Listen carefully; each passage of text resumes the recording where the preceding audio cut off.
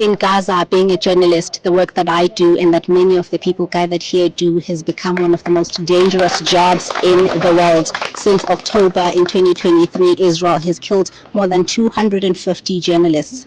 And on the weekend, they killed 6 more.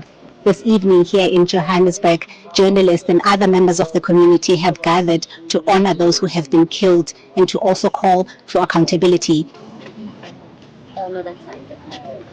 As journalists, we are united here today to denounce these assassinations, this impunity, to protest and to stand in support with our colleagues who are still reporting and surviving in Gaza. The death toll of journalists killed in Gaza is higher than any conflict in modern history. With international press largely barred from Gaza, Palestinian journalists have been the only window into the war. And for that work, they are being relentlessly targeted. We're horrified about what's happening, because without journalists documenting what is happening, bringing those images to our screens at home, the world is left blind. And we believe that is those images, those very powerful images that are coming through, are powering the growing opposition to that brutal regime, which has been supported by the America, holus bolus. And I think really we've really got to start pressing the Americans as hard as we're pressing the Israelis internationally in order to up the game and bring the results we need.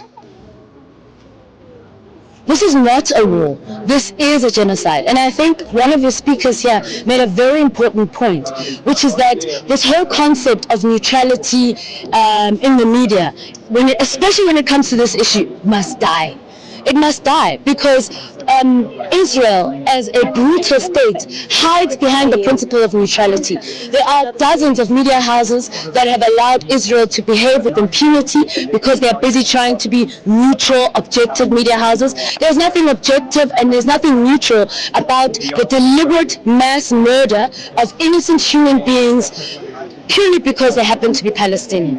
Media is about the most important weapon we have right now in light of the killing of al-Sharif. It shows us just how threatened Israel is by the media.